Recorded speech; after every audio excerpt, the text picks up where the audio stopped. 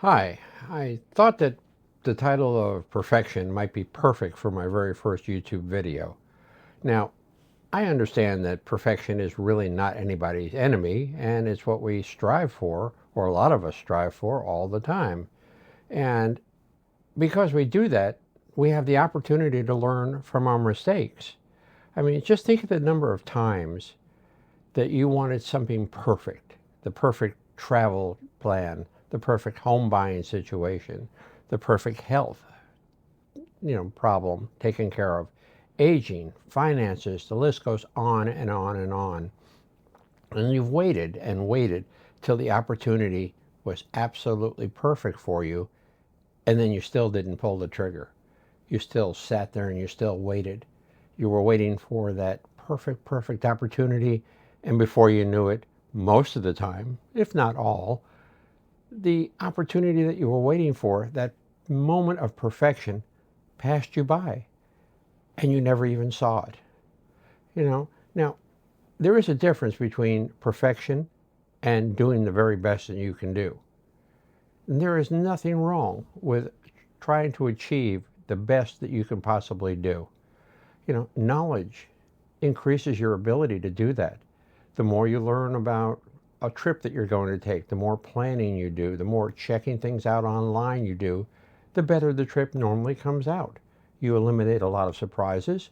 You don't waste a lot of time standing in a useless line waiting 2 hours to see something, since the best thing you have and the most important thing you have when you travel is your time. Most of us are working. I remember when I worked full time, had a limited number of vacation days, couldn't really afford to waste any of them. Same thing with home buying.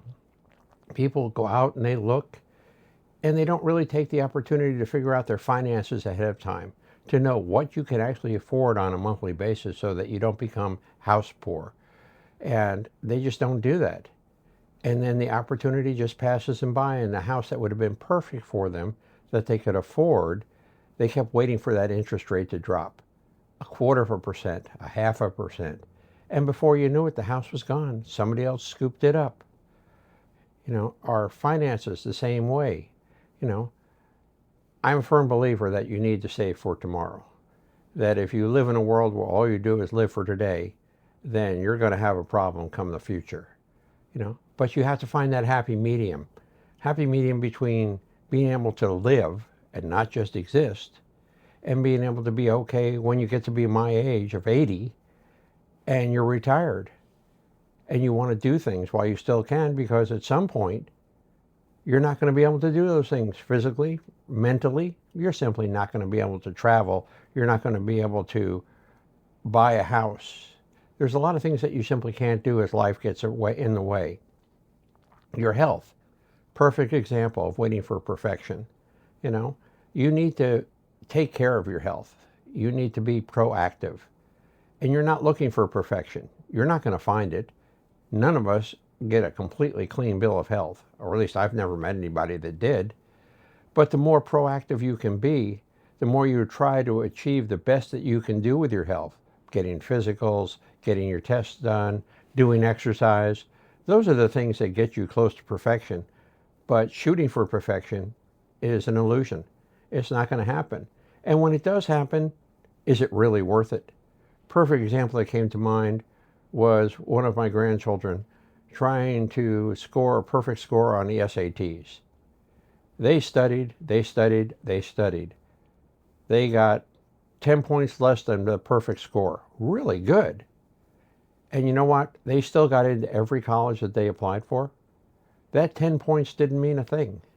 It was somebody telling them, oh, you've got to be perfect. You've got to get a perfect score. You got to get 800 here and 800 there.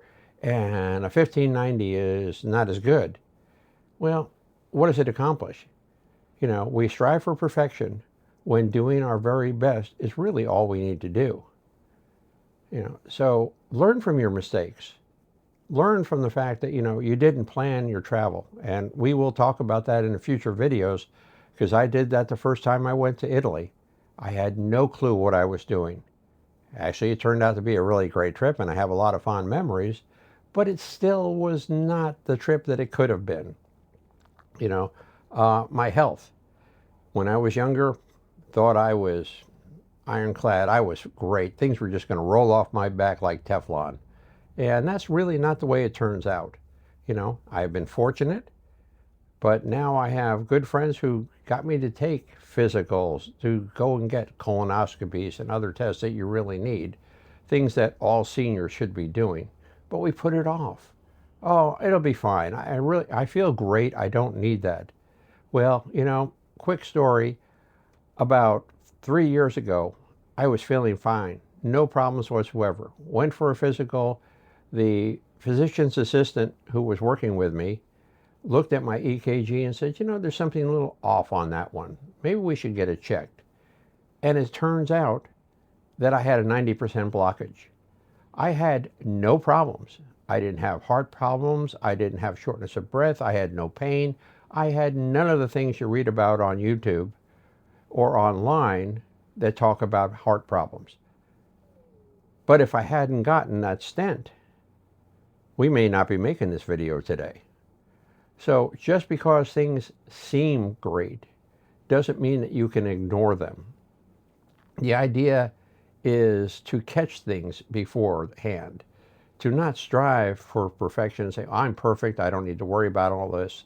No, you do. You really do. You know, so as I say, learn from your mistakes, learn from others, listen. There's nothing wrong with listening. You don't have to do everything they say, but you do need to listen. So I hope you've gotten something from this video. I enjoyed talking with you, and we will be posting more videos on other topics, mainly geared towards people our age, people who have a lot of experience, people who may have not done something in their senior years yet that they've always wanted to do. And a lot of it's very easy to take care of. So I look forward to you. Please like and subscribe, and I'll look forward to it talking to you next time. Have a good day. Bye.